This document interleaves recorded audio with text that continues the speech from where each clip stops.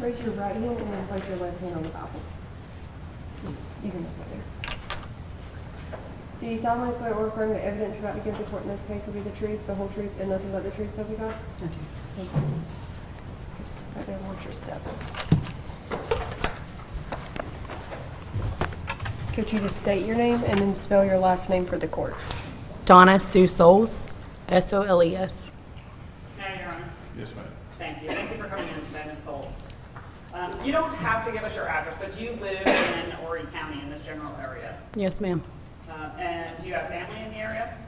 My whole family, Are you familiar with an area called Pitt's Landing? all my life.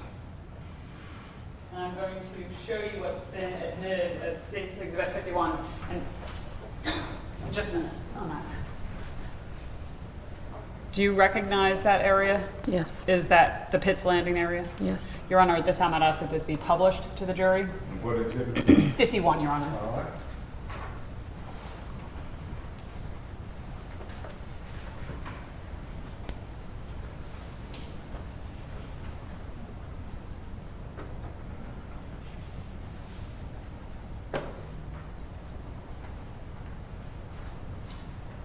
Can we shrink it a little bit? So, and it's on the same on all three screens. So is this the area that we refer to as Pitt's Landing? Yes, ma'am. And if you can just stand up and point out on that map where Pitt's Landing is. So that little kind of bare area. Okay, thank you very much.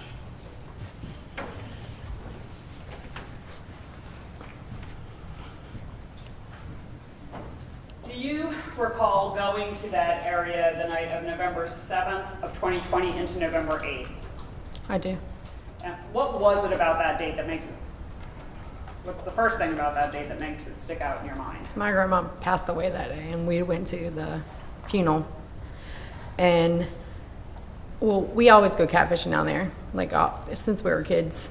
But we left the funeral that day and up on 378 and come back. And my little brother was with me, and he asked if we want to ride down there and check it out. So we did. And then, us not living far from there, we went to the house and got our boats, and we went back down there.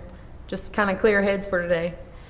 And when you went there, were you going to set out catfish lines? Yeah. Okay. Now, this is something that you taught me when the first time we met. So can you tell the jury, what do you do when you set catfish lines? You set bush hooks. Like, you kind of tie the lines to the tree and put whatever you're going to fish with on there, and then you go throughout the night and check them. So are you actually in a boat on the river when you're doing this? Yes. Okay. So did something happen that night as you were setting catfish lines or checking catfish lines that brings you to court today? Yeah, I came to the third one, and the smell. Like, when we went to go to set the line, I smelled the smell. When you say you smelled the smell, It was an awful smell. Like, you couldn't bear it. It was, actually, I threw up, vomited. okay. And what did you do once you smelled that? Well, we knew it had to come from somewhere, and you look around and really didn't see anything. Then it was getting dark then because it was earlier, and so it kind of shined a light, and I saw it looked like a tarp, but it was like on the wood line, and where I shined it. And so we went back to the hill and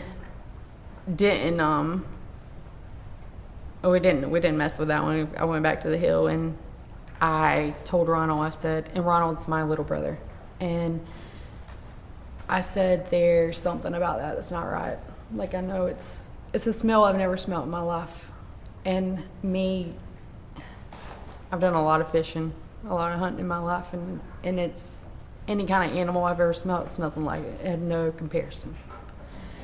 And so when we went back to check the lines, and got to the third one, I told him we needed to check and see, just see what exactly that was. And we got closer, and as we got closer, the flies and it was the smell. We were both throwing up.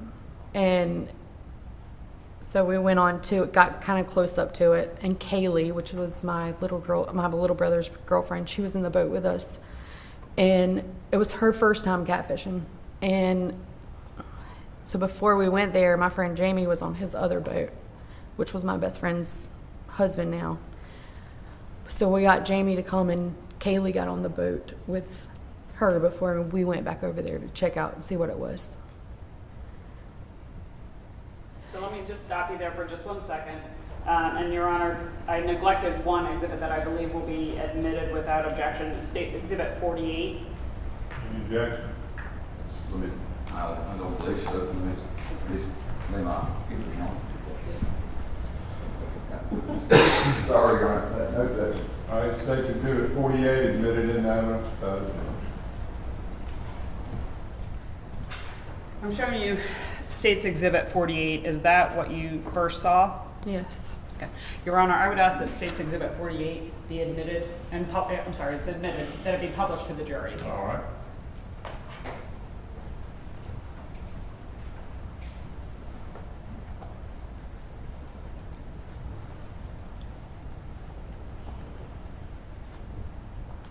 So is that what So you can see kind of like from looking at it, like it looks like a tarp, something of that matter, if you're on the boat out there and you were shining the light.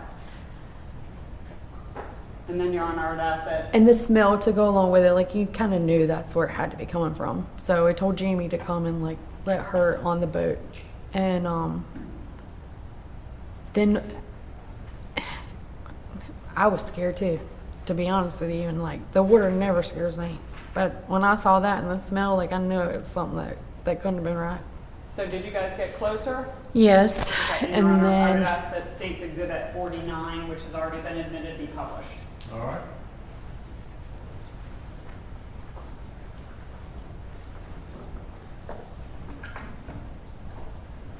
And is that a closer view yes. of the tarp? And I think before you said that you noticed quite a bit of insect activity. Did you guys eventually go even closer to that? Oh, yeah, absolutely. Okay. And what did you do once you got closer? I have a yellow extendable paddle that I keep in the boat, and I opened it, and Ronald pulled me up like to it, and he was back there driving my little boat at the time. But I got up there, I took that paddle, and I kind of, because of course I wasn't going to touch it with my hand, I didn't know, but the smell was so bad in between you getting sick and doing it, but it was so bad, like I couldn't take it on. The closer we got, the more sick I got, and then he got sick too. So he was like, I don't know if I can do this. And I was like, well, we got to figure out what it is. So we did leave, and we went back to the hill, and we had a fire. Because, you know, you go throughout the night checking these hooks. And Ronald, I don't drink, but Ronald does drink. And he had a couple of shots of Fireball. And I was sitting on the tailgate of the truck, and he said, sis, what is it? And I said, Ronald, you're not gonna, like, you've been drinking. You're gonna think I'm crazy if I tell you this. And I was like, something's nagging. Objection. She's just rattling on about hearsay. Okay, it's this thing. Can't get into what anybody else said. Just sit here and be crossing. Sorry. That's okay. I was explaining that I was telling him, you know, and that's why we went back. And I was like, something's nagging me and telling me something ain't right about it. Like, we need to go check it out. So based on that, did you then get even closer? Yes, and when we went back, I took the paddle and put to, like if you're looking at it, the left side. Okay, and Your Honor, if I could publish previously admitted State's Exhibit 50. All right.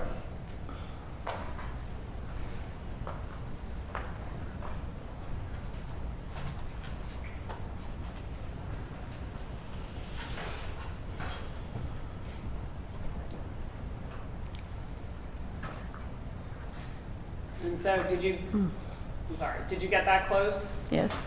Okay. And you were talking about a yellow extendable paddle. What did you do? I took the left-hand side of it and kind of like went to pick it up, and like the water, it was slippery, like, because, you know, like it had, whatever it was had been there. and the paddle slipped, and then I put it back, and I tried to pick it up, but it was kind of heavy. So Ronald come up, and my little brother again, and he held me. And when we did it, it was around like this part of the legs. Okay, I'm sorry, and I just have to describe it for the record. Okay, she's pointing here, so And- kind of around the knees. So yeah, like the bottom part is what it looked like, and but there was a ratchet strap around it, around like the side. But when we pulled it up more, and then so I said, I didn't know what it really was, but it looked like it could have been, something. I thought a body. But then I went to the other side, and like you couldn't see the round part in the water. But again, I couldn't pick it up by myself because it had been there, and I knew there was weight to it, and it was kind of scary. And so Ronald helped me once again, and we put the paddle and did it, and it was around the head. Like you could actually see the round part through the tarp. Now, you talked about seeing a ratchet strap. Did you ever see anything attached to the ratchet? Cinder blocks. A cinder block? Mm-hmm. Okay. In addition to kind of trying to lift up both ends, did you do anything else to determine what was inside the tarp? Did you have a knife with you? Yes. When we saw the round part, Ronald said we need to call, and I said, yeah, we do, but you don't. If you call them and say you found a body or you didn't really know what it was, I was like, there's going to be so many people out here. And again, it kept bothering me. I was like, we got to, he's like, let's just make sure. So being that the head was on that side, or what we thought was the head by the circle part, I said, Ronald, you're going to cut like towards the top. You could tell it was a cypress stump. Like we go fishing out there all the time. So whatever it was caught up on, it looked like part of that cypress stump.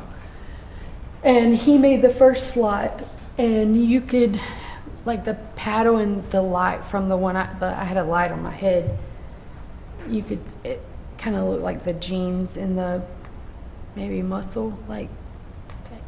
So it made me think it had been there a while, but then you couldn't exactly know for sure that's what it was.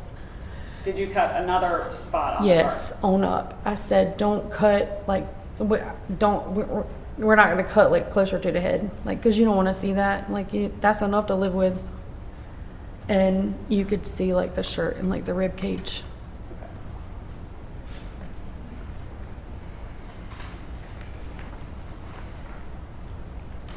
Nothing further at this time. I believe Mr. Case Britton will be questioning you, so just please answer any questions he has.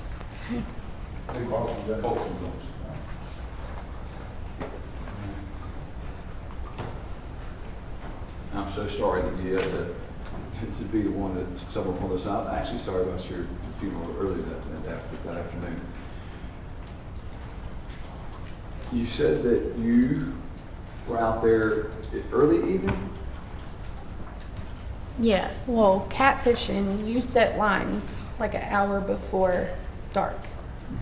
Or you set the hooks, and then you go throughout and just check them, because you got to have them back up an hour before daylight. Okay, so look, I'll be honest with you. I've got no idea about Okay. catfishing. Last thing I know about catfishing, if you stick it Well, I know on, you're trying to get the like, time. "Oh!" You're trying to get the timeline, Well, I'm trying to like figure because it out- was later on that night. Later on that evening. But you go and you set them, and that's I'm what. gonna ask Only that. one can talk at a time. We've got a court reporter that has to Oh, take okay. everything down. All right? So ask your question and then allow her to answer. Yes, sir, thank you. Correct. I'm just trying to establish a roundabout timeline. Right. You said you were at a funeral earlier. Yeah, my grandma. And I apologize about that. We just lost our grandfather a couple months ago. Daytime, 2:00 type funeral?